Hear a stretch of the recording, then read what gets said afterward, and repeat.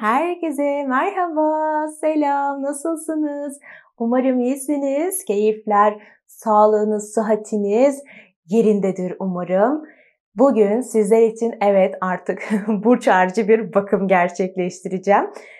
Aşk hayatınıza bir bakış atmak istiyorum. Kimler için? Evli olanlar, boşanmayı düşünenler, ilişkisi devam edenler, bir süre birlikte olup ayrılanlar, ex partnerini bekleyenler, yeni birisini bekleyenler veyahut da ya neler olabilir acaba diye merak edenler. Sizler sevgili kolektifteki arkadaşlar kendinize göre alabilirsiniz. Bakın %100 tamamen size uymaz. Belki ilk saniyeden mesajı alamayabilirsiniz ama hem kahvede hem tarot hem de tarotta daha sonra desteklediğimde belki almanız gereken çok önemli bir nokta olabilir. O yüzden hangisini istiyorsanız seçebilirsiniz. İkisini de dinleyebilirsiniz. Tamamen size kalmış. Herhangi bir şekilde işte bu evliler için, bu bekarlar için diye bir ayrım yok. Özellikle de yani genel olarak bahsedeceğim tabii ki ama özellikle de yani şu kısım bekleyenleri, şu kısım ex partnerini bekleyenleri, şu kısım özellikle evli olanları ilgilendiriyor diye özellikle bir anlam çıkarsa oraları da size özellikle söylemeye gayret edeceğim. Şimdiden hepinizin hayrına olsun. Ben her birinizin aşk hayatının yani mükemmel olmasına, en başta huzur, güven ve sadakat dolu olmasına, aşk dolu olmasına niyet ediyorum. Hem siz karşı tarafa güven dolu olun hem de karşı taraf size karşı güven ve sadakat dolu, sevgi dolu, bıcır bıcır olsun diyelim. Güzel niyetlerle başlayalım. Eğer de sizlerin niyetleri varsa o niyetlerinizi dilemeyi unutmayın. Şimdi burada böyle güllü dallı gelin gibi yani çok güzel bir fincanım var. İster bunu tercih edebilirsiniz. İsterseniz şurada kesinlikle kavislerinden ödün vermemiş olan böyle kapı gibi çok güzel böyle dolu dolu bir fincanım var. İkisi de beyaz, ikisi de süt gibi, ikisi de tertemiz. Hangisini isterseniz tercih edebilirsiniz. Güzel de kafiye oldu. Hadi bakalım, ben bugün keyifliyim. Umarım bu keyfim, enerjim de sizlere aynı şekilde yansır diyelim. Hadi ne yapalım? Önce şu güzellikten başlayalım. Dediğim gibi aynı zamanda tarotta destekleyeceğim. Şöyle bir bakalım.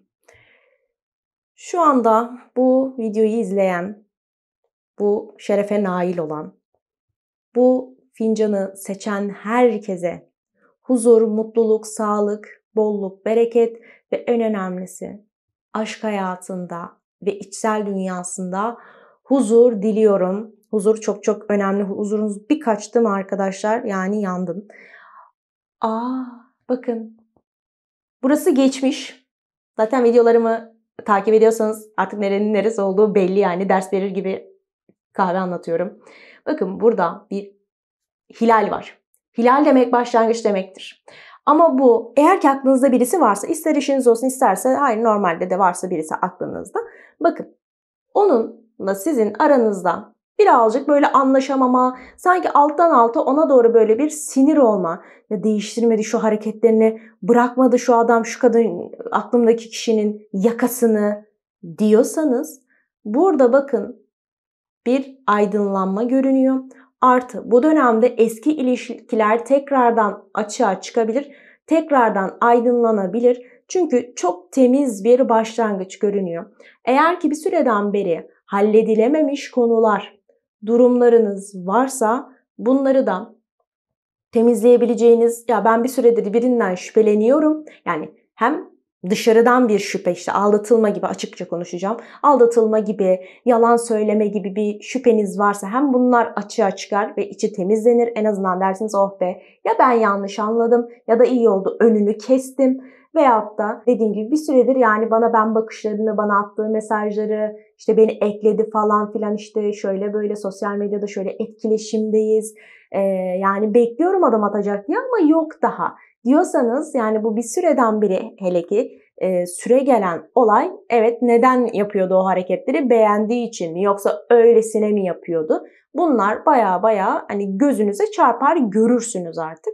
Ve bu arada video zamansız zamanı siz izlemeye başladığınız andan itibaren sizler için geçerlidir.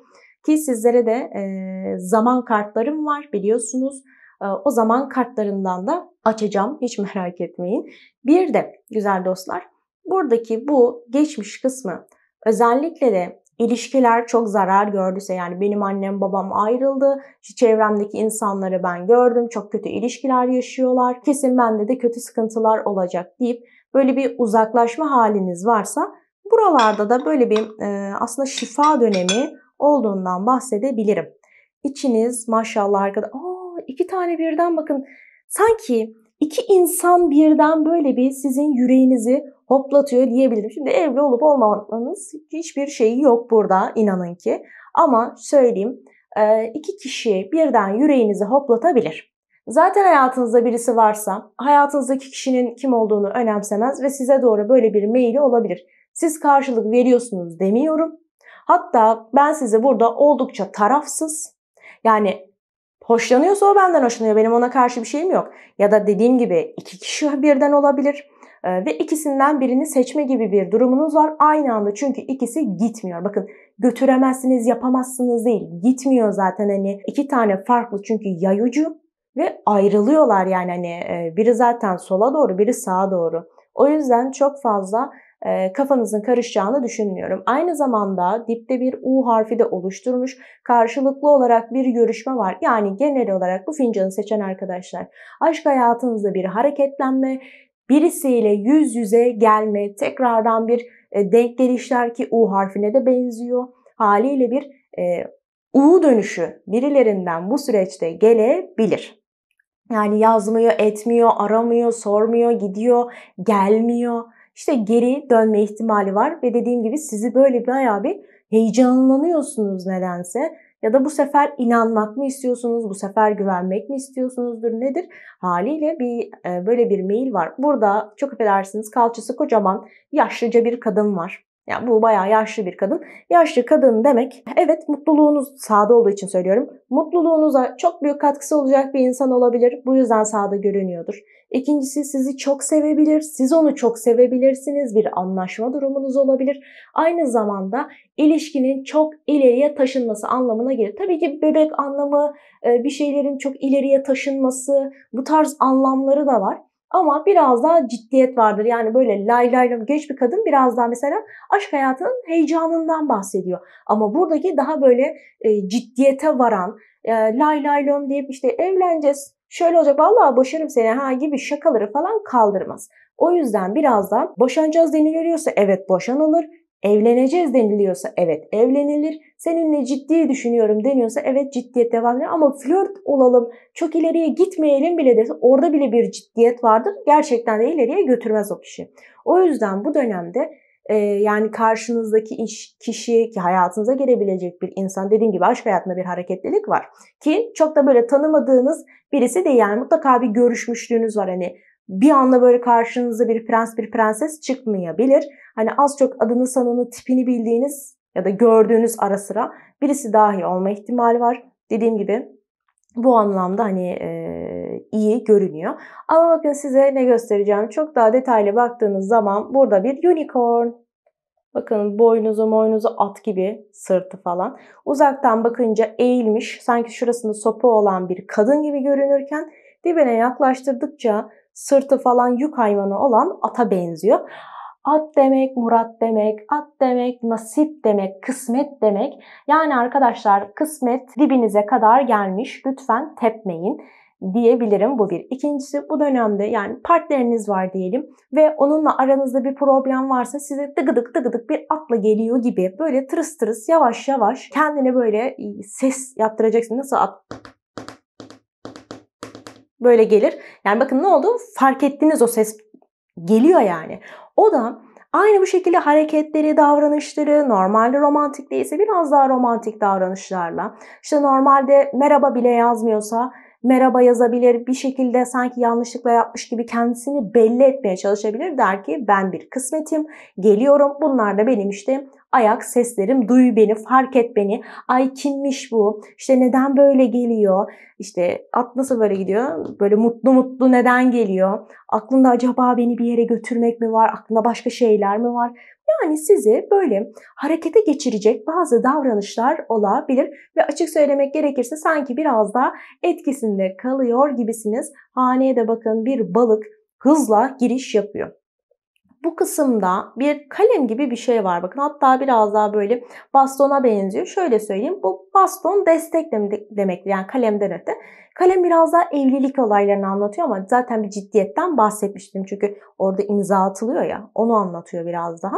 Ama dediğim gibi belki boşanacaksınız ve sizin için çok hayırlı olacak. Onun yüzden de bu kadar temiz görünüyor olabilir ama baston demek destek demektir. Bu dönemde adında soyadında A, Y, T harfleri olan bir kişiden, hepsini barındıracak değil ama bu harflerdeki bir kişiden yani neredeyse sonsuz bir destek alabilirsiniz. Hiçbir şekilde sizi yadırgayan birisine değil. Orada sıkıldın mı? Gel arkadaşım, ya da gel hayatım, gel şöyle insan, gel böyle insan, ben seni çeker çıkartırım. Hiç uğraşma, aman boş ver, niye keyfini kaçırıyorsun gibi sizi böyle her an ortamdan kaçıracak bir kişi görünüyor. Bir de bakın, burada birkaç kişi var. Görüyor musunuz?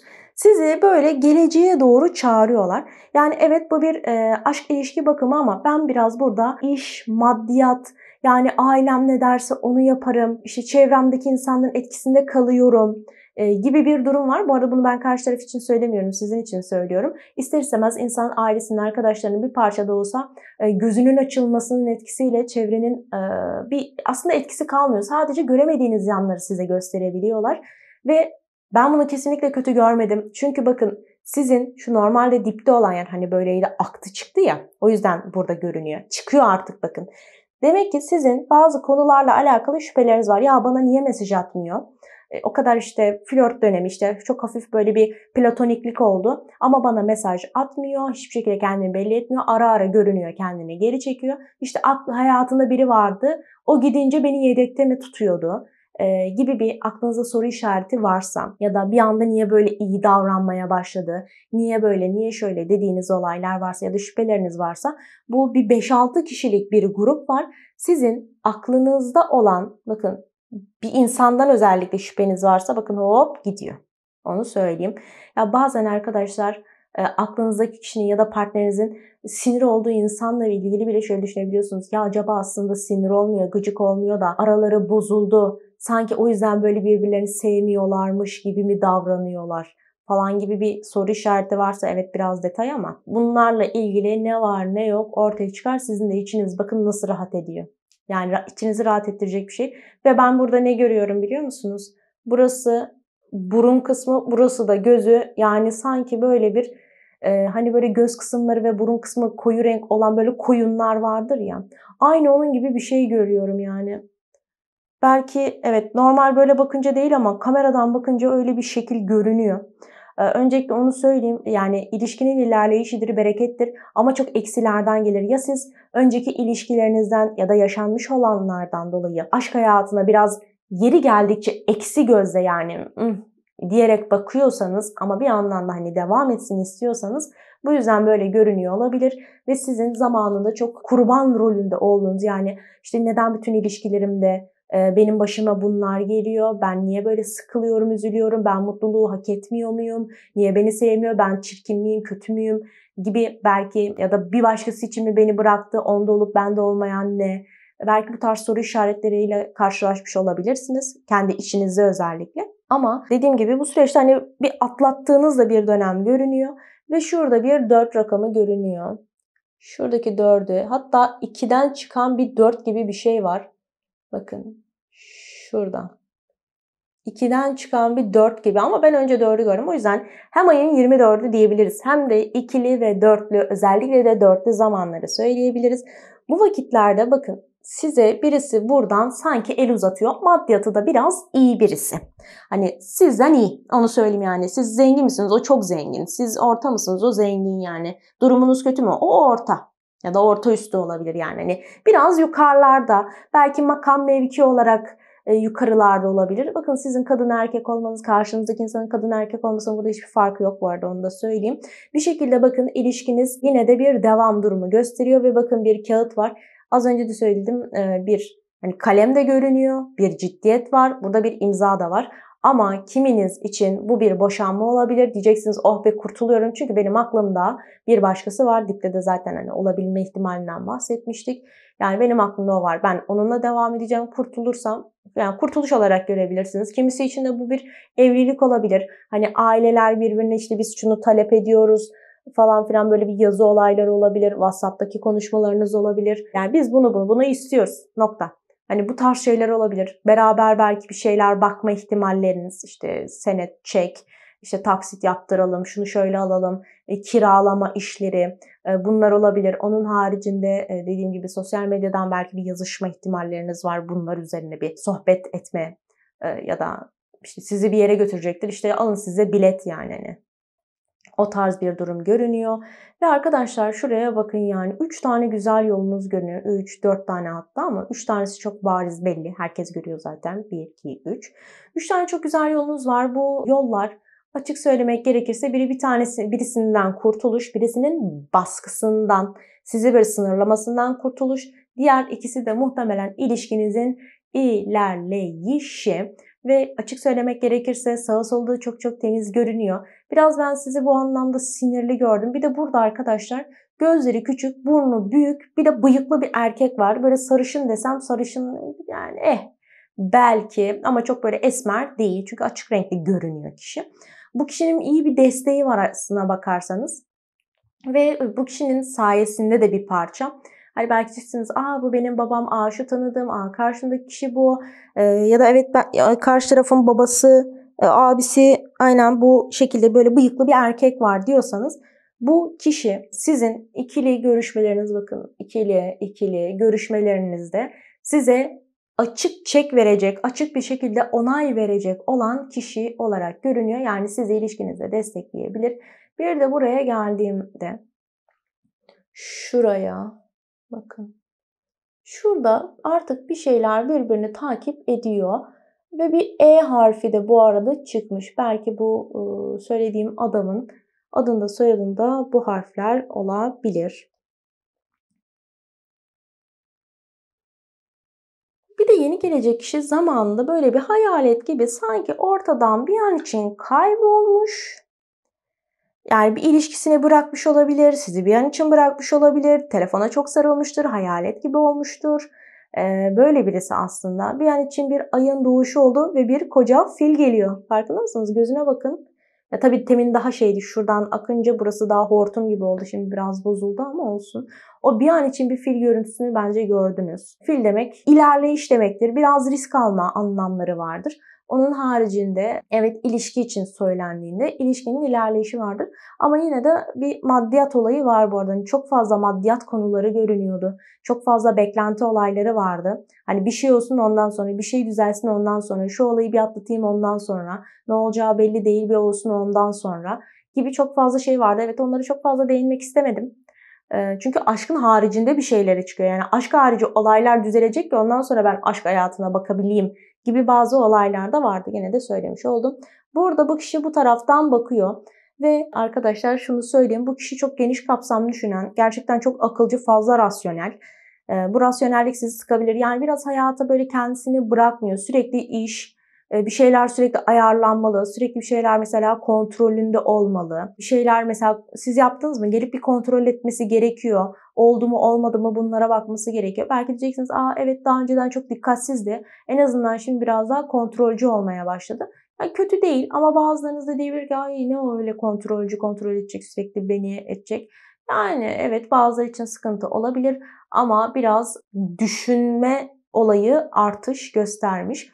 Ve hayatınıza baya daha etkili bir şekilde girmesi söz konusu. İsterse bu eşiniz olsun, yani hani yepyeni birisi gibi bir değişim dönüşümü olabilir. İşte neyinden rahatsız oluyorsunuz? Kilosu var, horluyor, işte pislik yapıyor, hakaret ediyor, sürekli arkadaşlarıyla şöyle böyle.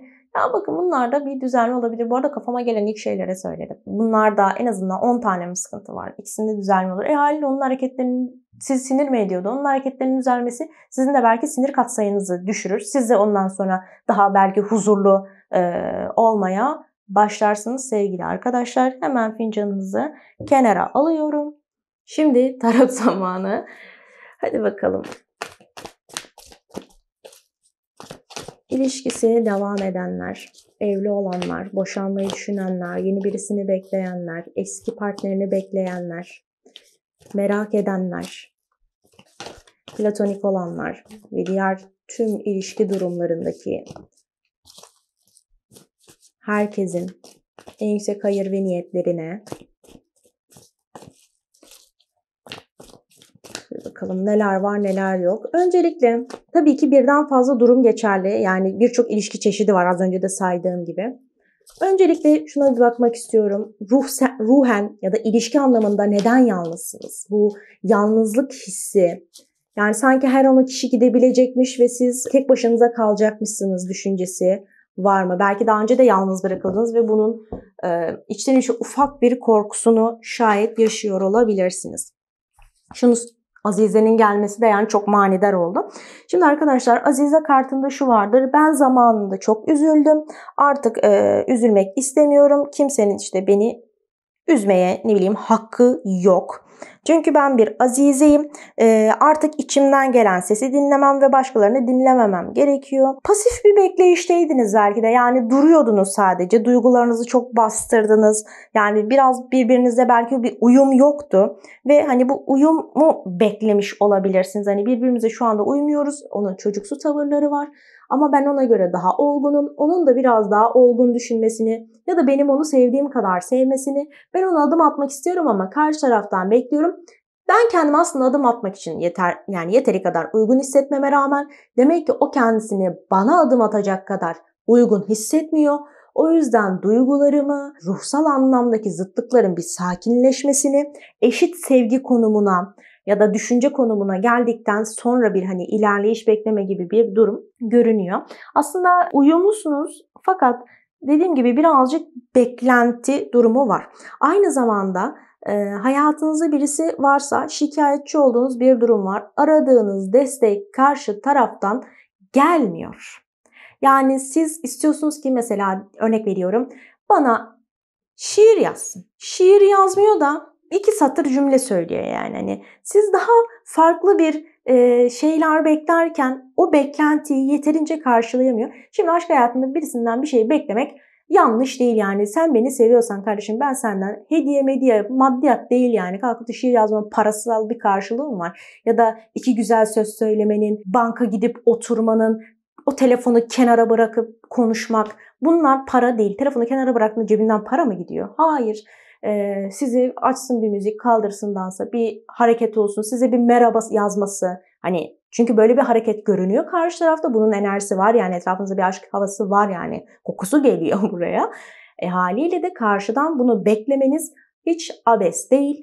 Ama dediğim gibi karşı taraf birazcık arkadaşlar sıkıntılı. Bir sürecin yavaşlama durumu söz konusu olduğu gibi Azize kartı bakın az önce zaten bir kadının eğilmiş sanki size böyle bir yardımcı olmaya çalışıyor.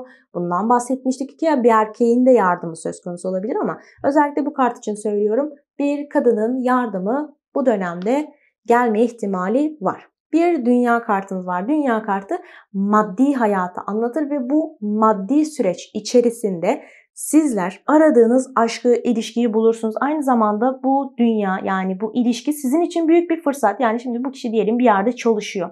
Şimdi onun çalıştığı yerde siz çalışmıyorsanız, yani normal hayatta da çalışmıyorsanız size bu kişi iş bulur. Size maddi anlamda belki bir sonuç verebilir. Aynı zamanda bu kişiyle tanışacağınız yer sizin hayatınızdaki önemli yer. Mesela üniversite öğrencisi misiniz ya da olacak mısınız? Mesela orada tanışırsınız gibi. İşte kursa mı gidiyorsunuz? Kursa tanışırsınız. Her gün işe mi gidiyorsunuz? O işin gitme gelme yolunda tanışabilirsiniz. Önemli bir gündeminiz mi var? Orada tanışabilirsiniz. Onun haricinde hayatınızdaki insanla yani bazı sıkıntıları artık bitirmişsiniz, tamamlanamamış konuları tamamlamışsınız ve artık böyle bir aslında bu kartın diğer tanımı da arkadaşlar biraz daha yeniden doğum, yeniden hayata gelmek, bir şeyleri sıfırdan düzeltmek gibi bir anlamı da olduğu için herhangi bir anlaşamama, kavga, üzüntü bu tarz bir olayınız varsa bunların gitmesi ve ilişkiye tabii ki sıfırdan çok olmuyor. O geçmiş unutulmuyor. Bir yerde gene ortaya çıkıyor. Ama yine de bir şeyleri sıfırdan başlayabilmeyi anlatır ki hayatınıza tekrar geldiğinde ya da yeni birisi bu şekilde geldiğinde size şunu vaat edebilir. Ben diğer hiç kimseyle aynı değilim. Önceki sürecini unut. Çünkü reenkarnasyon, sıfırdan bir doğum söz konusu. Önceki süreçleri unut. Hani maddi dünyayı unut. Çünkü ben artık sana manevi anlamda büyük bir huzur vermeye geldim. Biraz daha bakın, kişinin diğer kişilerden farklı olduğunu, yani başkalarını unutmuş olabilirsiniz ama bunu çok fazla unutamazsınız bu hayatınıza gelecek olan kişiye. Devam ettiğimde bir denge kartı geliyor. Denge kartı eşittir yay burcudur.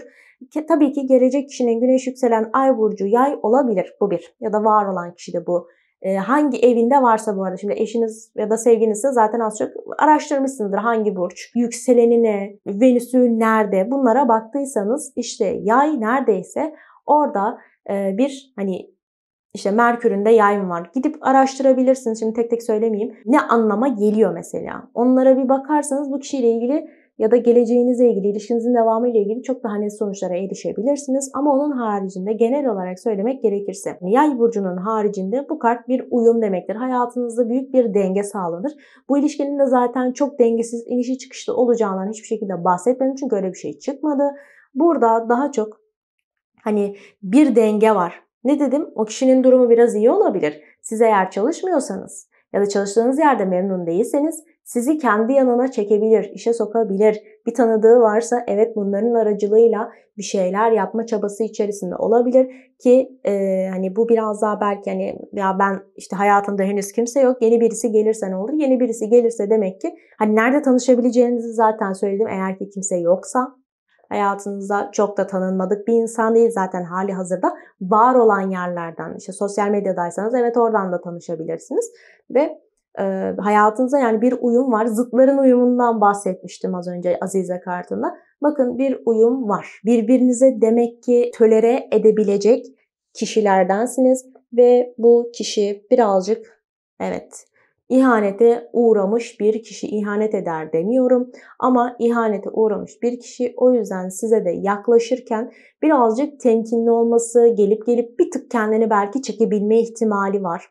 Belki siz işte zıtların uyumu burada. Belki siz istiyorsunuz ki her şey güzel olsun, ilerleyelim. İster evli olun, ister yeni biri gelsin, ister eski partner bir gelsin. Fark etmez. Burada bir denge yakalanıyor ama zıtların uyumunun dengesi. Daha önce işte belki şunu düşünecek. Ben daha önceki ilişkilerimde sıkıntı yaşadım. Acaba geçmişteki yaşadıklarımın psikolojik etkisi ya da fiziksel etkisi benim yeni ilişkimi, yani sizinle ilgili ya da devam eden ilişkimi etkiler mi? İşte eşinizse ya da hayatınızdaki bir insansa etrafında gördüğü insanların işte ilişkileri çok iyi giden iki insan diyelim. Birisi birini aldattı, birisi birine çok büyük bir yalan söyledi, hiç olmadık yerde bir borç çıkarttı, bir sıkıntı yaşandı. Bununla alakalı acaba benim de başıma gelir mi? Acaba ya ben eşimi, işte partnerimi çok seviyorum. Sizin için mesela çok seviyor sizi ama o da çok seviyordu. Yani hiç böyle bir hareketini beklemezdik. İşte eşine kalkmış vurmuş, partnerine kalkmış vurmuş siniriyle. Ya ben de kalkar yarın bir gün benim gözüm döner. Yani böyle bir bakın kendi içinde bir şeylerin muhakemesini yapıyor. Çok şükür yapabiliyor. Bazı insanlarda bu özellik de yok.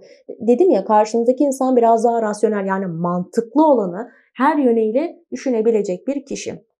Bir ay kartı geliyor. Ay kartı eşittir güneş yükselen ay burcu balık burçlarını anlatıyor.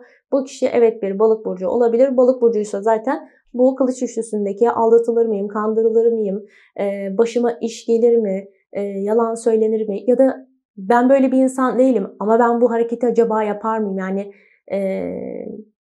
kimse aldatacağım diye ya da yalan söyleyeceğim diye yola çıkmıyor. Ama ya böyle bir hata yaparsam diye kendi içinde bir korkusu var. Yani ailesinde gördükleri, ailesinde, çevresinde yaşanılan şeyler bu kişiyi bayağı etkisi altına almış. Demek ki çok etkileniyor çevresinden. Bunun bir korkusu var. Yani burada size biraz iş düşüyor. Hayır, ben öyle bir insan değilim. Sen bu hareketi yapacak birisi değilsin. Ben sana güveniyorum. Sen bana güveniyorsun. Yani niye böyle tuhaf şeyler aklına getiriyorsun diyerek mesela bu kişiyi bir rahatlatın. Ki evet böyle bir şey olmayacak. Sanki böyle bir panik atak mı geçiriyordur nedir? Ya da aşk atak diyelim. Böyle bir şey geçiriyor belki de. Ve böyle tuhaf düşünceler zihninde canlanma ihtimali var. Şimdi ki balık burcunun getirmiş olduğu o tatlı duygusallık, bir düşüncenin başka kötü düşüncelere yol açması, bakın iyi düşünce diyemiyorum, kötü düşüncelere yol açması gayet tabii doğal ve ay kartında da zaten şöyle bir şey vardır. Aslında büyük bir mutluluk vardır ama bu mutluluğa sanki erişemeyeceğini düşünerek bilinç dışı korkular yaşama vardır. Ve belki bu kişi zamanında dövüldü, sövüldü, annesi çok büyük sıkıntılar yaşadı, babası etrafındaki insanları dinlediğinde ya da haberleri açıp okuduğunda çok kötü şeyler görmesi, yani kadın ya da erkek, bunların bazı korkuları olabilir. Yani sadece kalkıp sizinle alakalı değil ve biraz da ben maddi korkular yaşadığını, bu yüzden de Joker kartıyla beraber yeni bir başlangıç yapmak istiyor ama diyor ki bana yani elini uzat. Çünkü ben elimi uzattığımda benim işte hep elimi kestiler ve hani ben ne kadar yeni başlangıç yapsam da bazı sıkıntılar evet yaşadım. Yani sizden şunu istiyor. Hiç kötü bir şey olmayacak. Beni sakinleştir. Gerekirse psikolojik böyle bir danışman gibi olmanızı istiyor. Yani bu kişi de ben biraz nasıl diyeyim böyle bir tek başına ya kalırsam ya işte ben bu ilişki için bu kadar mücadele ediyorum. Hani ya yalnız bırakılırsam hani bir böyle hışımla ilişkisine başlayıp hani devam ettirebilir aslına bakarsanız da siz onu diyelim kabul etmediniz. Hayır istemiyorum. İşte biraz daha benim için uğraşsın derseniz muhtemelen hani yenilik yapma niyetinde birisi olduğu için böyle tekrardan yeni farklı bir şeyler deneyebilecek gibi görünüyor. Ama Kılıç Dörtlüsü'nde şunu söylüyor. Ben şu an biraz hani böyle bir dinlenme, az önce de söylediğim gibi bir mola dönemi sanki var. Ve aşk hayatında bir arayış döneminde aynı zamanda görünüyor. Veyahut da açık söyleyeyim ya bu kişinin hayatında birisi var. Ve çünkü bu kart aynı zamanda hani hayattaki bir engel olduğunu ve bu engeli aşma çabasında olduğunu da anlattığı için yani önce ben bunu bir kendi içimde halledeyim. Sonra hani döneceğim. Çünkü bakın çok sakin görünüyor. Bir şeyleri halledeceğim, hallederiz. Hani bunun mutlaka devamı gelecek diyen birisi ve hani çok da böyle aynı zamanda kendisini biraz sosyal anlamda sınırlamış bir kişi olma ihtimali var. Biraz kararsız da gördüm. Yani genel bir kararsızlık dönemi içerisinde. Ha bu kalkıp da sizinle başkası arasında olmasından öte kendisi ve kendi içinde bir ufak kararsızlık var. Bir şeyleri çok ertelemiş birisine de aynı zamanda dediğim gibi benziyor. Belki diyeceksiniz ben onun ertelemelerinden bıktım ve hani artık bir gelişme göstersin diyor olabilirsiniz. Yani bu anlamda çok daha haklısınız ve hemen arkasından bakın bir kupa dokuzusu geliyor. Kupa dokuzusu büyük bir başarı demektir. Aslında bir bakarsanız bir dilek kartıdır ve size dilek tutmanızı, şuraya koysam görülüyor mu? Evet, dilek tutmanızı da ister. Fırsatları getirir beraberinde. Yani bu aşk olayı hani ikiniz için de çok büyük bir artı ki değnek kralı geldi. Evet aynı zamanda bu ilişki için bir erkekten ki fincanınızda da söylemiştim. Bir erkekten iyi bir destek alabilirsiniz. Aynı zamanda karşınızdaki kişiyle eril ve dişil enerji dengesi baya hani böyle bir denge içerisinde görünüyor. Bu ilişki aslında bakarsanız oldukça iyi. Dengeli görünüyor ve hani ilişkinin devamına bakıldığında burada durulmuş olan konu, ertelenen ilişki, cevap yazılmaması, size adım atamaması, bir şeyleri ortaya koyamaması gibi olaylar biraz daha kalkıyor ve hani ilişkinin devamında bir doyum durumu var. Yani ben anladım ki sen benim hayatımda olması gereken bir kişisin. Sen olmazsan ben aç kalırım. Yani bu açlık tamamen aşk anlamındaki bir açlık. Aç kalırım yani yapamam, yaşayamam. Çünkü işte sohbetin, muhabbetin, varlığın hani yeter deniyor ya. Onun gibi bir durum var. Ve bu kişi sanki bunu sizden duyması, bunu hissedebiliyor olması şurada hani dedim ya biraz bir şeyler var, bir engel var. Onu aşmayı bekliyor. İşte ilişkisi varsa, başka bir şey varsa belki bitecek, belki ailesi zorladı bir şeylere. Bunlardan kurtulmasıyla bu kişinin böyle bir aniden öne bir geçiş durumu olabilir. Ve meslek anlamında söylemek gerekirse yani genel olarak burada denge, arabuluculuk, işte avukat olabilir, arabulucu olabilir, işte polistir, böyle bir barıştıran bir insan, emlakçı olabilir işte ev sahibiyle evi alacak kişi arasında o dengeyi sağlıyordur. Bu tarz birisi olma ihtimali var. Onun haricinde psikolojik anlamda insanlara iyi gelebilen, işte psikiyatristtir, şifacılıktır, doktor olmaktır, bu tarz bir şey olabilir. Değnek kralından dolayı söylüyorum. Devlet ya da üst rütbelerdeki bir kişidir ya da gelecek vaat ediyordur. Hani işinde gücünde askerdir, zamanla yükselir. Memurdur, zamanla yükselir. Başka bir meslektedir, zamanla daha da iyiye gidebilir. Bunun gibi bir insanı da aynı zamanda anlatıyor. Yani ilişkinizde karşınızdaki insan maddi manevi anlamda da ama en çok da maddi anlamda, mesleki anlamda yükselebilme kapasitesi olan bir kişiye benziyor diyeyim. Ve Kılıç Prensi de bu kişinin her ne kadar dışarıdan olgun bir insan olarak görünse de aslında içinde çok böyle kadın erkek olsun fark etmeksizin çok çocuksu bir yapısının olduğunu ve biraz eskisinden daha böyle genç demeyeyim de enerjisi falan yerinde, yani sizi kalkıp da sömürmez. Biraz daha diğer kartlara nazaran umut doludur. Daha özgüvenli. Hani böyle bir işe girildiği zaman onun böyle ilk bir heyecanı, her şeyi yapalım, her şeyi edelim, her şeyi bileyim, aman her şeyde ben de yaralıyım. Aynı onun gibi bir, aslına bakarsanız burada bir enerji var. Ve hava grubunun elementi biraz, nasıl diyebilirim, havai olma ihtimali de var. Bu kişinin zaten bu kadar bir şeyleri yapmalıyım, etmeliyim, biraz düştükten sonra tekrar kalkmasını bilmesi, biraz dinlendikten, bir şeyleri erteledikten sonra o düşman diyebilirim, üçüncü kişiler diyebilirim. Bunların üzerine bu kadar gidebiliyor olması zaten evet hava grubunda beraberinde getiriyor. Yalnız bu kişiyle ilgili size uyarabileceğim tek şey, o da Kılıç Prensi'nden dolayı biraz dili sivridir. Yani dili çok kuvvetlidir. Biraz hadi seni bekliyorum, hadi cevap versene. Siz orada ya ne yazayım ne edeyim diye arkadaşlarınıza, çevrenizdekilere sorarken, ya bana teklif etti ya ne diyorsunuz diye sorarken hadi çabuk cevap ver hadi yani. Neyi bekliyorsun? Çabuk ol. Ya zaten aklında senin bir karar yok muydu? Zaten düşünmemiş miydin? Zaten şöyle değil miydi? Hadi. Biraz bu hani böyle bir hareket ettirme olaylarını görebilirsiniz. Biraz evet aceleci. Hani çabuk bu ilişkiyi toparlayalım. Daha fazla beklemeyelim olayları olabilir. Ve ben hani size katabileceği şeyler arasında en çok, bu arada zaman kartınızı arıyorum bir yandan. Size en çok katabileceği şeylerden bir tanesi hayatınızı hani eskisine nazaran biraz daha fazla hareketlendirmek olabilir. Size böyle dediğim gibi bir enerji verme imkanı da var bu kişinin. Ki az önce de söylemiştim, hani iş yoksa iş getirebilir, para yoksa para getirebilir. Hayatınıza bir enerji katar. O durgunluk dönemi gider, yerine aynı böyle arkanızı kupalarla saran daha böyle güçlü ve başarılı bir dönem görünüyor. Dediğim gibi yani bu kişi size katkı sağlayabilir. Sizin de ona katacağınız çok şey var. Sadece psikolojik olarak biraz böyle sallantılı görünüyor. Uyumlu musunuz? Uyumlusunuz. Ama bu kişi biraz yani duygularını saklıyor demek doğru değil.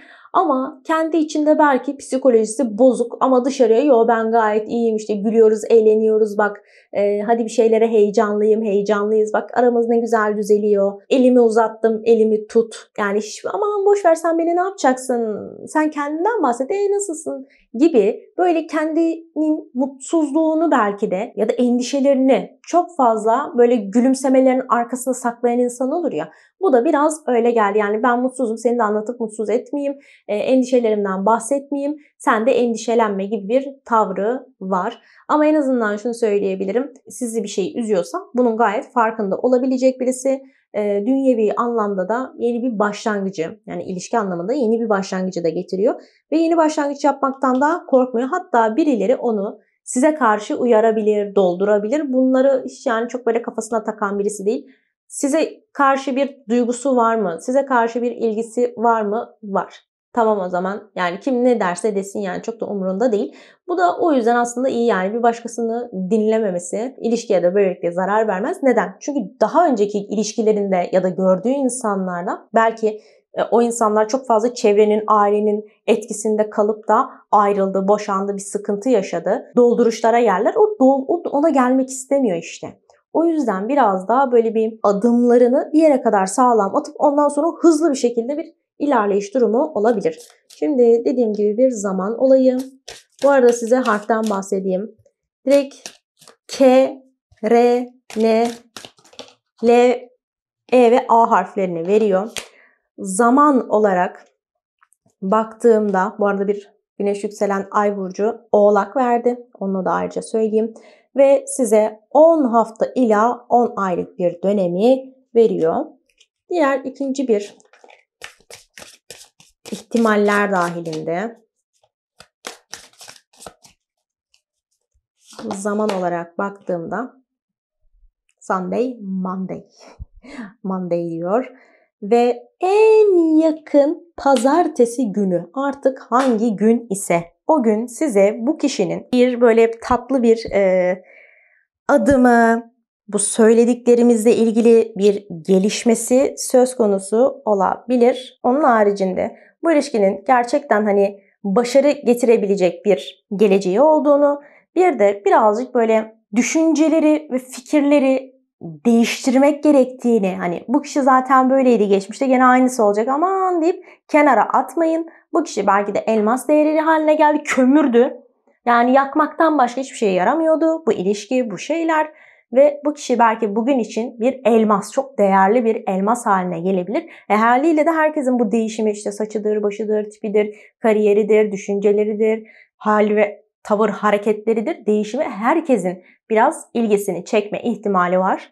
O yüzden diyorum bakın bu kişiyle ilgili sizin bile negatif düşünceleriniz varsa, ister eşiniz olsun, ister partner olsun, ister eski partner olsun, isterse yeni birisi olsun, çok böyle sıkıntıyla geleceğini ben düşünmüyorum. Biraz daha olgun düşünmeye ama çok hızlı düşünüyor. Evet içinde çocuksu ama ya da içinde acı çekiyor ama bunun dışında çok fazla yansıtmıyor. Biraz korkularının olması ara sıra böyle kafasını bulandırabilir. Ama yine de dediğim gibi aranızda denge kartından dolayı açık ve net bir şekilde uyum görünüyor.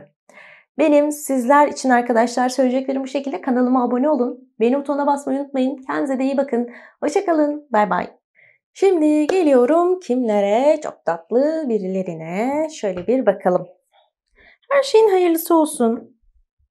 Bu fincanı seçen ve şu anda bu videoyu izleyen bütün kolektifteki herkese bu fincanın ve içindekilerin sağlık, huzur, bolluk, bereket ve aşk getirmesini, mutluluk getirmesini diliyorum. Her şeyin hayırlısı olsun bakalım.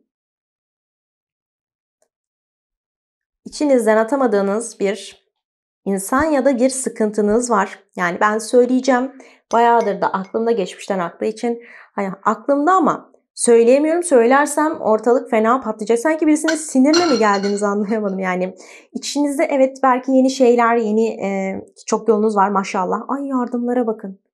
Yani bu çevredeki yardımlar, karşınızdaki insanın sizi anlaması. Bakın çok tatlı bir tane yumurtanız var şurada. Görüyor musunuz? Küçücük ama çok belli yani görünüyor. Bu da şu demek.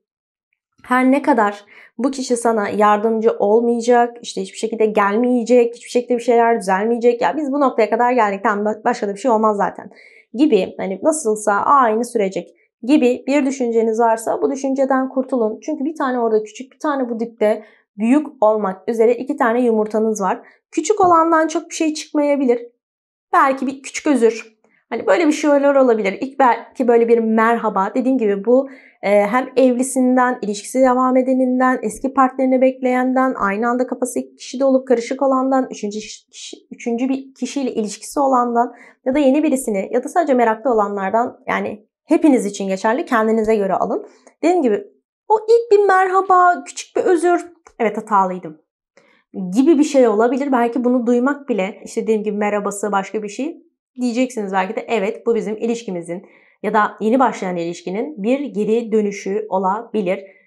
Diğer hiçbir kimse hayatımda bana özür dilememişti. Hep beni suçlamışlardı. İşte bu kişide o yok. Buradaki büyük yumurta zaten karşı taraf ve bu kişi aslında yani iyi birisi. Yani çok da kötü birisi değil, kolektif için söylüyorum. Ama yani siz ona muhtemelen uyduğunuz sürece, işte o yumurtayı sıcak tuttuğunuz sürece, o yumurtayı kırmadığınız sürece, o yumurtaya değer verdiğiniz sürece evet siz iyisiniz, o da çok iyi ama siz bir şey söylediğiniz zaman muhtemelen biraz bakın dipte sivrilme var. Hemen böyle bir atak durumuna geçen bir kişiye de ayrıca benziyor. Şimdi arkadaşlar şöyle bir baktığımda bu yardımların gelmesi sadece hani böyle karşı tarafın sizi anlaması ve bunu yaparak belki işinizde, gücünüzde, hayatınızda, maddi manevi durumlarınızı anlayıp da size zaman vermesi, size bu şekilde yardımcı olması gibi hani olayları anlatmakla beraber, bu arada sağdan geldiği için böyle söylüyorum. Soldan olsaydı başka bir şey söyleyecektim. Sağdan olduğu için bu şekilde çok fazla olumlu konuşuyorum. Aynı zamanda aile bireylerinin, arkadaş çevresinin de bu ilişkiye yapacağı her türlü katkıyı anlatıyor. Ve çok yol var. Bu şu demek, çok denenmiş. İlişkiniz belki çok defa başladı bitti. Sizin hayatınıza, onun hayatına çok fazla insan gitti geldi. Çok ayrılma, barışma, ayrılma, barışma, yollar çok defa ayrıldı. Şimdi çok defa bir barışma oldu. Ya da siz kendi içinizde onu boşadınız, geri aldınız. Boşadınız, geri aldınız. Böyle bir olay yaşandı. Terk ettiniz içinizde onu ama ya başka bir yere gidemediniz. Şimdi her ne olduysa bu sürecin artık biraz da ne olduğunu belirlediğiniz bir dönem. Şimdi buraları çok temiz görünüyor. Ama kolektife yönelik olduğu için şöyle bir yorum yapmak çok çok doğru olacaktır. Buradaki açıklık sadece sizin için. Bu temizlik sizin için. Diyeceksiniz ki ya ben şu anda boşanma aşamasındayım. Hayatımda biri var veya yok ya da girebilir mi? Evet, girebilir bu arada. Yani o enerji var çünkü çok yol var, çok açık. Ben bu kişiyle boşanayım. Gerçekten buradaki gibi ben rahatlarım, temizlenirim, arınırım ve hani hayatıma yeni bir şekilde devam ederim. Evet, buradaki açıklık size bunu da anlatabilir. Veyahut da hayatınıza gelecek insanın ya da var olan insanın karakteristik açıdan daha temiz, daha şeffaf, daha alttan laf sokmadan, size böyle baskı yapmadan bir şey söyleyeceksen suratıma direkt söyle dersiniz değil mi? Sen ne alttan böyle bir laf sokmaya, beni oymaya çalışıyorsun. İşte bunu yapmaz artık. Bir şey söyleyecekse, bir şeyden rahatsız oluyorsa bunu söyler. Kalkıp da sizinle ilgili rahatsız olduğu şeyleri etraftan duymazsınız. Çünkü direkt olarak size yolu var. Seviyor mu? Gelir söyler. Yani kalkıp da birisini yollattırıp İşte bak şu insan da ne kadar iyi diye böyle size mobbing mi diyeyim, sağlı sollu konuşmaz. Direkt, nettir. Seviyorsa seviyordur yani. Sağdan soldan birilerinden bir şeyler duymazsınız. Sevmiyorsa da bunu söyler bu arada ama ben genel olarak temiz olduğunu söyleyebilirim. Hatta normalde işte küstük ya da küsmek üzereyiz dediğiniz bir durum dahi varsa açık söyleyeyim. Bakın özellikle sizler için ben şu kısmı söyleyeceğim. Bakın her ne kadar ikiye de ayrılmış olsa hiçbir şekilde bir yere gidemiyor. Her ne kadar ikiye ayrılsa da hiçbir yere gidemiyor. Sizinle tekrardan birleşiyor. Çünkü bakın burada bir C'nin altında bir nokta var. Şey gibi görünse de değil. Şu. Şimdi sizinle diyelim ilişkiye başlamadı. Hani yeni başlayacak biriyseniz. Başlamadı. Sen dur. Ben bir de birine yazayım geleyim dediği anda şöyle bir düşüncesi olabilir. Ya da ilişkiniz devam ediyor diyelim. Ya da küstünüz. Acaba sizden için ben başkasına bakarken, ben başkasına yazarken ya da ben onunla ilgilenmediğimde, gereken sevgiyi, ilgiyi vermediğimde ya başkası kalkar o sevgiyi, ilgiyi verirse. Biraz ne var burada? Pimpirikli olma var. Biraz düşüncelerinde hastalıklılık demeyeyim ama yaşadığı çatışma var. Yani bayağı içinde bir çatışma yaşıyor. Sizin adınıza düşünüyor, karar veriyor, çıldırıyor, deliriyor, çözüm buluyor. Ondan sonra sanki size doğru bir dönüş yapıyor olabilir. Ve dediğim gibi kişi nerede olursa olsun, kimin yanında olsun size doğru bir yolu var ve bunu da o gayet iyi biliyor. Buradakilerin nasıl yol olduğunu siz görüp bilebiliyorsanız, yani uzaktan bile, o da bunların farkında. Hani tilki kürkçü dükkanına döndüğünde o kürkçü dükkanı açık olur mu olmaz mı? Bu tamamen sizin elinizde. Ama ben burada sizden bir an için uzaklaşmış, şimdi geri dönmeye çalışan ve bu da tamamen kişisel anlamda ben yokken ya birisi ona yazarsa, ben ona yazmadım acaba ya başkası yazar da hemen ona giderse, işte ben ondan biraz ilgimi çektim gittim arkadaşlarımla çok takıldım. Ben başkalarıyla takılırken o da başkasıyla takılırsa. Yani böyle bir kıskançlık, ya açık ve net bir şekilde bir kıskançlık olayı, işte biraz aranıza mesafe girdiyse eğer ki işte sosyal medyadan bakayım edeyim, şöyle siz geziyor musunuz? O da gezer. Siz bir şehre mi gittiniz? İlçeye mi gittiniz? İşte bir şeyin önünde fotoğraf mı çekindiniz? İmkanı varsa o da gezer, gezdiğini çeker. Bunları göstermeye çalışır. Biraz sanki sizinle böyle bir yarışma, bir aşık atma hevesi de ben bu kişide gördüm. Çünkü yollar bir gittiği için hani sen bu yolda gidiyorsun ben de gidebilirim yani gibi bir durum var. Şurada bir tane A, G harfi görüyorum. A, G harfi, N, S, U harfi var. Bakın. A, G, U, S, bir tane küçük N'niz var şurada. Şurada bir L var. Yani şurada böyle 5 var. 3 var. Görünüyor yani. Bayağı biraz bulandı ama gene de görünüyor. Şimdi G harfi manevi anlamda artık huzura ermek istediğini, A harfinin de bununla ilgili bir başlangıç yapacağını, sizden maddi anlamda bir beklentisini değil, daha çok manevi anlamda bir beklentisi olduğunu, bunu da karşılayabileceğinizi düşünüyor. Ki bunun altında 5 rakamının olması bu kişinin de artık değişmek istediğini, değiştiği zaman bir şeylerin daha iyi olabileceğini gösteriyor. Diğer tarafta U harfi değişimi, N harfi inişi çıkışlı bir dönemde artık bir zirvede kalmayı, S harfi yolu anlatıyor ki onların olduğu yerde 3 rakam var. 3 bolluk berekettir. Hem çocuk gelir, 2 kişiyken 3 kişi olursunuz. Evlenirsiniz, tekken 2 olursunuz. Yarım kaldıysanız birleşir bir olursunuz. Biraz bunların olaylarını anlatıyor aynı zamanda 3 rakam ve maddi anlamı da var. Yani eğer ki aranızda maddi anlamda bir uçurum varsa ya da işte karşı tarafın diyelim maddiyatı iyi değil ve hani aile ya da siz bir şekilde bunu kabul edemiyorsunuz. Hani sadece diyeceksiniz her şey aşktan ibaret değil. Samanlıkta seyran olmuyor. Ne yiyeceğiz ne içeceğiz biz? Yani önce bir durumların bir toparlanması gerekiyor gibi bir durumunuz varsa burada karşı tarafın verdiği bir çaba, sizin de aynı şekilde bu arada bir çabanız var. Normalde düşünmüyorsanız bile bu dönemde düşünebilirsiniz. Çünkü maddiyat işin içerisine giriyor. Belki mesleği, belki hala okuyor. O yüzden izin verilmiyor. İşte erkekler için söyleyeyim, işte askerliğini mi yapmadı, yapılması bekleniyor. Yani böyle gene bir şekilde bir maddiyata dayanıyor bakın. İşte işinde mesela o arada kesinti olacak, çıkarılacak mı acaba? Hani bunlar birazcık soru işareti. O yüzden dediğim gibi biraz kesintiler olma ihtimali var ilişkinizin ilerleyişinde. Siz bu arada yalnız geçmişten birisi ya da karşınızdaki insanın geçmişinden birisini yani çarmıha gerer gibi burada yani suçluyorsunuz diyemem ama bu kişinin yani gitsin gelmesin ya istemiyorum gibi bir durumunuz var. Ve bu kişiyi gerçekten hem siz hem karşınızdaki insan baya hayatınızdan atıyorsunuz. Yani aklınızda o da atmıyor üçüncü kişiyi falan gibi bir soru işareti kalmasın. Çünkü hani çıkarmamı mı istiyorsun bu kişi hayatından? Evet tamam çıkartırım. Ama gidip de yani çıkartacağınız insanla da ben seni hayatından çıkarıyorum diye konuşmazsınız. Engellersiniz, açmazsınız telefonunu biter. Onunki de biraz daha bu şekilde. Hani cevap verip benim sevgilim var demek ayrı bir şey. Cevap vermemek şak diye engellemek doğru olan o zaten. Yani ben niye açıklama yapayım ki karşı tarafa? Biraz daha bakın bu şekilde bir durumu var. Aynı zamanda burada özellikle bir süreden beri yatan yani ilişkisinde hiçbir hareket olmayan ne iş ne aşk yani genel olarak hayatında bir hareket olmayan arkadaşlar sizler için B ve M harfleri biraz daha yoğun görünüyor. B, M, F. B, M, F harfleri daha yoğun görünüyor. Bu alana geldiğimde burada sakallı bir erkek var. Çok sakalı var ama yani bayağı uzun bir sakalı aşağı doğru gelmiş. Ve birisinin böyle başına doğru gelmiş. Sakal demek bilmek demektir, bilgelik demektir. Bu kişinin daha önceki zamanlardan daha fazla çalışkan olması artı bilgelik olduğu için sizin değerinizi daha fazla bilmesi anlamlarına geliyor. Burada önemli bir şey konuşuluyor. Sanki bakın burada toplu bir şey var. Bunu ister para deyin, isterseniz bizim düğünümüz olacak o olabilir mi deyin. Fark etmez bu kadar büyük bir kısmet sizin başınıza geliyor ki büyük bir tatil falan da olabilir.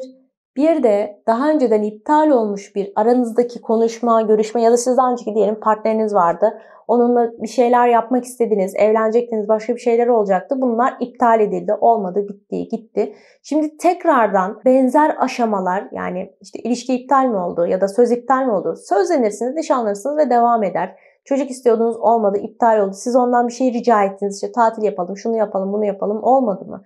Şimdi bunlar tekrardan hani yapılmak üzere gündeme gelebilir. Bir de şurada bir küfe gibi bir şey var. Bakın görüyor musunuz? Baya belli.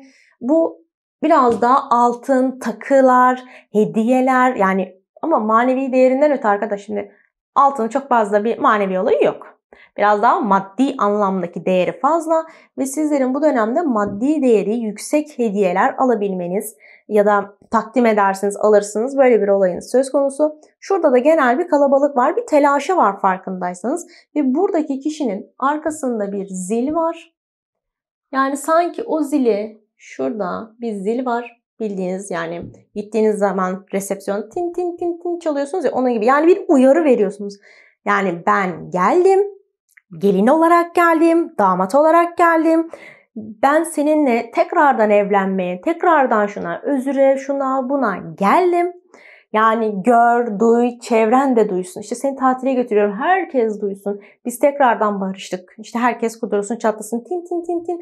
Bunun gibi bir olay var ve kişi sizinle ilişkisini yaşamaktan dolayı herhangi bir çekincesi yok. Belki diyeceksiniz önceki zamanlarda saklıyordu, ediyordu, yapmıyordu falan filan. Ama artık ben bu kişide bunu görmedim.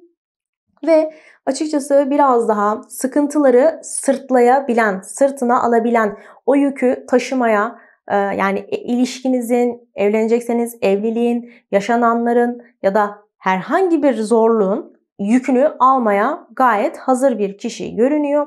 Bir de arkadaşlar şurada yani saat olarak bulandı.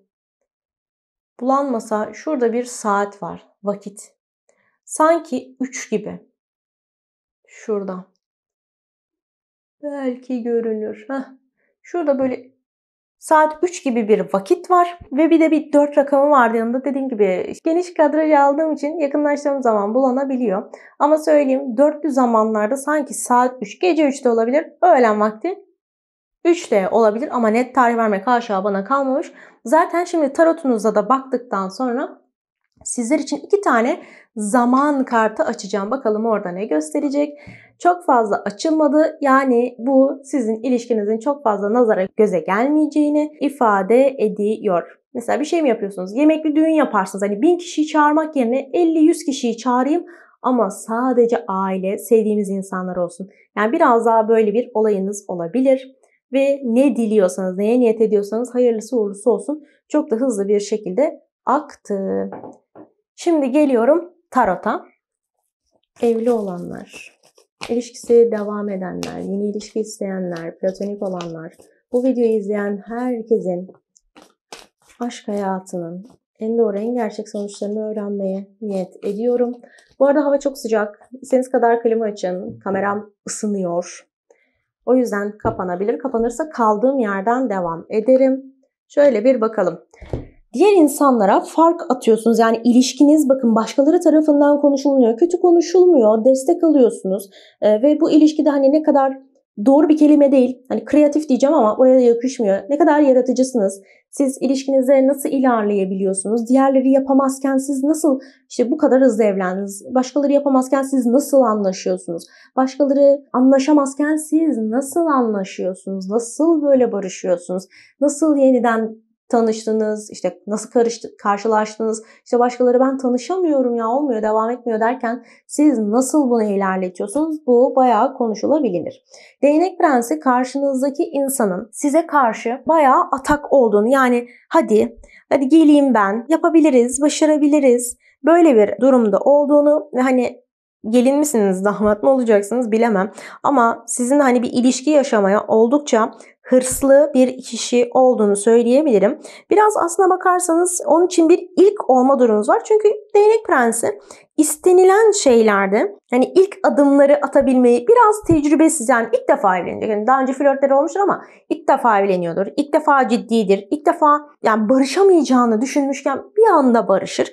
Bu tarz olaylar olabilir. Karakteristik olarak kadın ya da erkek, yani fark etmeksizin aynı zamanda fiziksel açıdan da, normal açıdan da işte akıllı olduğunu, işte bu kişinin aynı buradaki mesela yüz hatları çok belli, bariz. Kadın erkek fark etmeksizin çok karizmatik olduğunu, ama farkındaysanız böyle çocuksu da bir suratı var. Şimdi şuradaki gibi yaşlı bir kişi değil. O yüzden hani böyle bir çocuksu, böyle taze bir delikanlı, taze bir genç kız olma ihtimali var. Bakın yaşının hiçbir önemi yok. Ama böyle bir kişi olduğunu ve normalde hani kartın anlamlarından bir tanesi olan bu kişinin koyu renkleri, işte lacivert olsun, siyah olsun, daha çok bu renkleri tercih ettiğini, artı bu kişi mesela ikinci olamaz sizin hayatınızda. Mutlaka birinci olması gerekiyor. İkinciliğe asla tahammülü yok. Acaba neden? Çünkü bu bir imparator.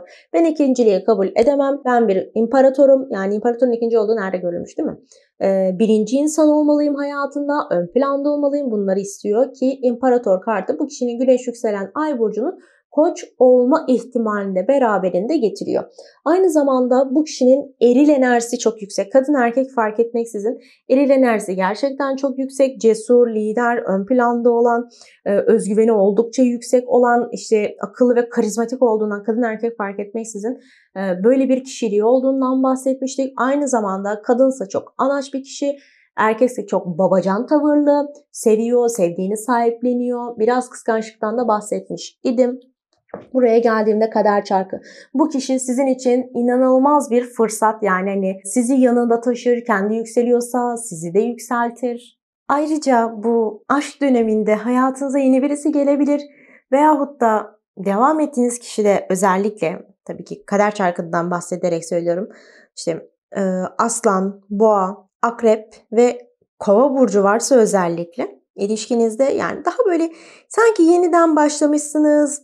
Yeniden böyle şansınız yüzünüze gülmüş. Hani hem aşk anlamında hem de ikinizin yüzüne o şans tılsımı sanki yüzünüze gülüyormuş gibi bir hissiyat içerisinde olabilirsiniz. Hani denir ya, şimdiye kadar sen neredeydin gibi. Böyle bir durum vardı ve kader çarkı arkadaşlar yani tam bir enerji verir aslında size, ilişkiye. Şöyle dersiniz, yani ben bundan önce ne yapıyormuşum ya da bu insan gerçekten iyi biriymiş ama biz o kadar çok birbirimizi hırpalamışız, birbirimize o kadar zarar vermişiz ya da ben zarar verenlere hani aşk hayatımda izin vermişim. Artık bundan sonra hani belirli kitaplar, belirli sayfalar kapanır ve yerine yenileri açılabilir. Zaten kader çarkı hiçbir zaman durmaz. Sürekli döner ve sürekli ileriye doğru hareket eden bir durumu vardır. Yani sizi geri götürmez, sizi ilişkinizde daha ileriye taşıyacağı bir dönemin içerisindesiniz. Maddi konuların biraz da yoğunluklu olduğundan bahsetmiştim. Şimdi ekstradan söyleyeyim, hem kendiniz hem karşı tarafın yetenekleri ile alakalı bir para kazancı olabilir. Yani sonuç olarak aşk hayatında karşınızdaki insan ya da siz biraz daha maddi anlamda kuvvetli olunduğunda, biraz daha işte iş olsun, kariyer olsun, burada birazcık kazançlı olunduğu zaman haliyle böyle biraz daha bir gurur duyma olayları ortaya çıkıyor ve sizin hayatınızda da böyle karşılıklı olarak bir durum olma ihtimali var. Onun haricinde para prensi idealist bir kişiyi anlatır. Yani idealleri vardır. Hep böyle bir şeyler yapmak ister, yenilik arar, yeniliği ister ve sizi de demek ki bu dönemde yanında taşıyacağı benziyor. Bir kılıç kralı var. Genel olarak bir eril enerji hakim. Yani belki diyeceksiniz evet ben de erilim ama karşı taraf kadın erkek fark etmeksizin net bir şekilde erilin enerjisini taşıyor. Yani baya belli. Çünkü hem bir imparatoru veriyor hem kılıç kralını veriyor. Diyor ki ben kuralına göre oynamaya geldim.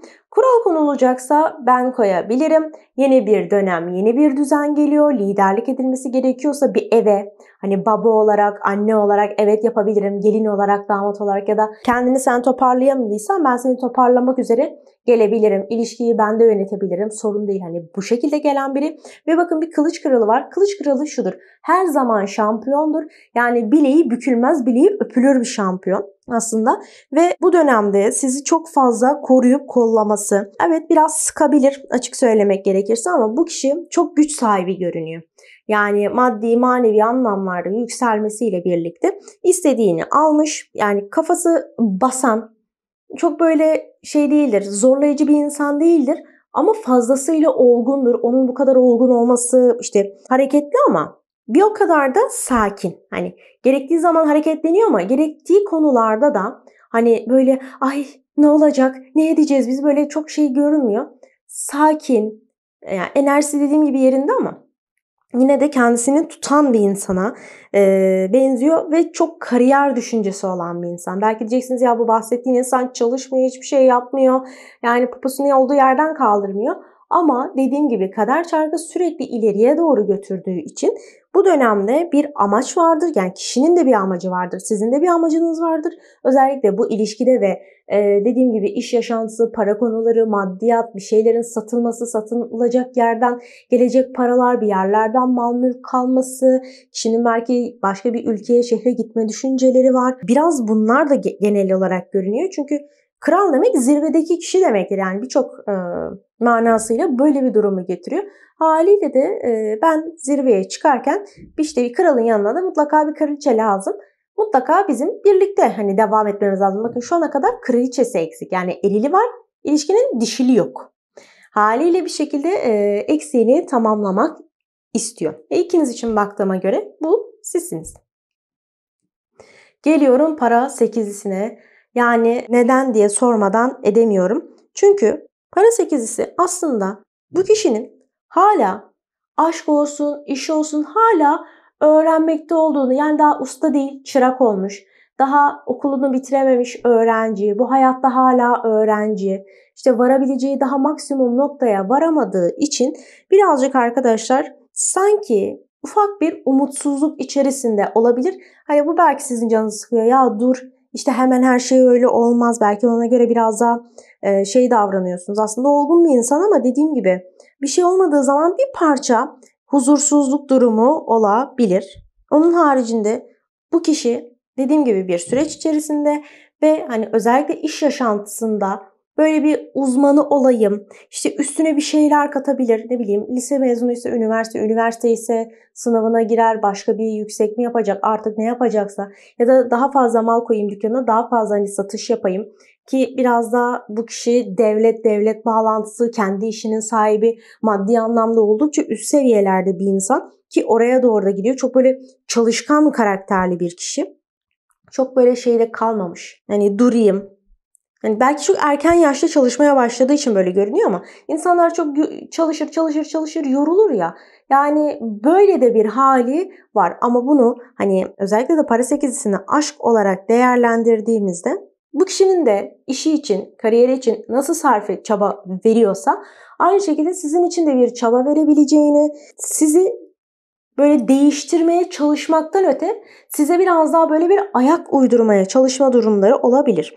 Omuzlarında çok fazla yükü olan bir insan ve o da diyor ki hani ben seninle maddiyat sıkıntısını paylaşayım. Sen de gel benim omuzlarımdaki yükü paylaş. Hani bunun dengesini az çok kurabilen bir kişi. Büyücü kartı her şey vardır. Her şey sofranızdadır. Aşk da vardır, sevgi de vardır. Yani cinsellik de vardır. Sadece mesela cinsel yön olup da sadakat eksikliği yaşamazsınız. Her şey tamdır ve gerçekten hayatınızda hani büyülü bir şey diyebilecek kadar büyük bir aurası olduğunu, büyük bir enerjisi olduğunu ve ister istemez bu kişiyle birbirinize daha da çekildiğinizi hissedebilirsiniz. Bu kişi artık bir şeyleri topluyor. Ama toplarken bakın değnek konusunda önünü göremiyor. Yani bu kişi evet eril olarak birçok şeyde iyi olabilirken bazı konularda belki manevi konularda biraz daha eksiklikleri olabilir. İşte dediğim gibi hayatında bir şeyleri eksik olduğu için diyor ki gel beni tamamla. Dediğim gibi ister partneriniz olsun ister yeni birisi olsun bu şekilde görünüyor.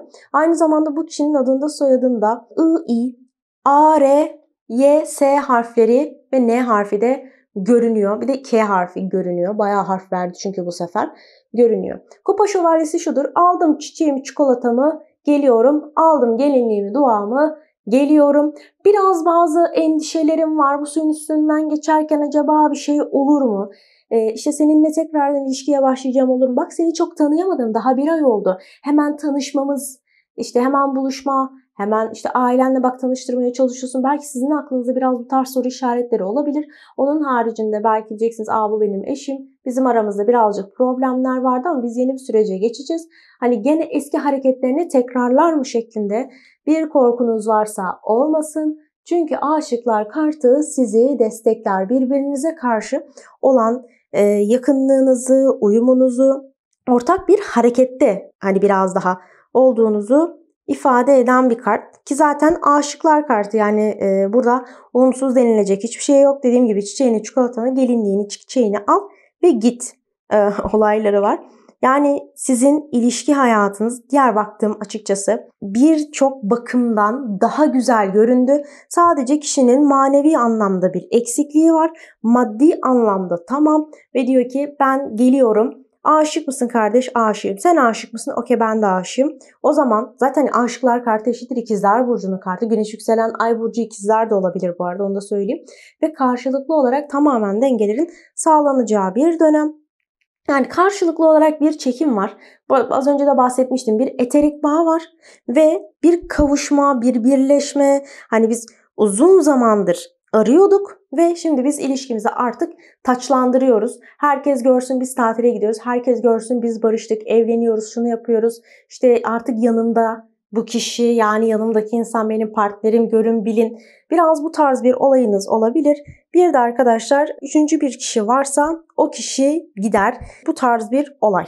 Ve tabii ki hani şeyler olabilir. Bir üçüncü kişi gelebilir ve bu üçüncü kişi hani yeni tanışacağınız insanla sizi tanıştırabilir. Eğer ki hani evli falan değilseniz. Bir de şöyle bir bakalım.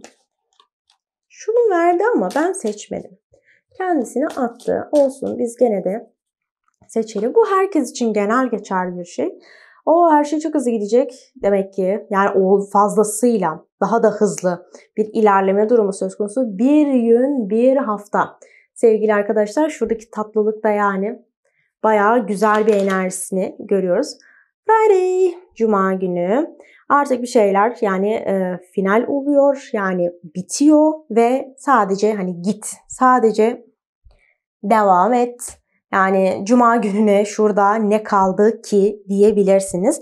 Diğer grupta da yanlış hatırlamıyorsam bir pazartesi gününü vermişti. Yani demek ki bir şeyler beklendiğinden, özellikle bazı böyle tatlı tatlı başlangıçlar beklendiğinden daha hızlı bir şekilde kendisini gösterebilir. Ve artık bir şeyler yani çok daha hızlı gitmeye başlıyor. Hani ilişkinin devamında ve demek ki hani 6 gün olabilir, 6 hafta olabilir ve onun haricinde bir gün bir hafta olabilmekle beraber biraz da hani bırak, zamana bırak, akışa bırak. Yani yarın bugün olacak diye çok da kendini sıkma. Güneş yükselen Ay burcu Akrep'te olabilir demek ki burcu. 8 hafta ila 8 ay diyor. Şimdi şöyle söyleyeyim. Bu belki bu enerjiye alışınız olabilir bir gün bir hafta. 6'yı ben kendim söyledim. Zaten Friday yazıyor, Cuma yazıyor. Bu gün için yani bir sonraki Cuma gününe bu kişiden evet ilk enerjileri görebilirsiniz. 8 hafta, 8 ay arasındaki bir vakitte de bu kişiyle hani daha ilişkinizin nasıl ilerlediğini, bu aşıklar kartının o en yüksek mertebedeki enerjisiyle nasıl çalıştığını daha net bir şekilde görebilirsiniz. Yani baya baya belki hissedebilirsiniz, belki sonuçlandırabilirsiniz. Çünkü karşı tarafı ben oldukça hazır gördüm yani. Diyor ki ben zaten imparatorum. Yani hiçbir şekilde benim beklememe gerek yok. Sadece bazı endişeleri var ama onun haricinde bir problemi yok. Belki genel geçer bir sıkıntısı vardır ama onun haricinde sizinle bir düşüncesi, bir adımı olma ihtimali bayağı da yüksek. Ve hani mutluluk vadeden kararlı yapıda bir kişi olarak gördüm. İlişkinin devamı görünüyor yani onu söyleyeyim. Çünkü aşıklar geldi yani son kart sonunda neyiz biz aşığız. Sonunda biz birlikteyiz. Sonunda biz görünüyoruz ve Eros okuyla beraber bizim yanımızda destekleniyoruz. Arkanıza dalmışsınız zaten güneşinizi. Böyle sıcacık, tatlı, hoş bir ilişki. Benim sizler için söyleyeceklerim bu şekilde. Tabii ki evliliği falan da getiriyor eğer merak ediyorsanız. Benim sizler için söyleyeceklerim bu şekilde. Eğer hala kanalıma abone değilseniz abone olmayı, beğeni butonuna basmayı, güzel yorumlar yapmayı unutmayın. Kendinize iyi bakın. Hoşça kalın. Bay bay.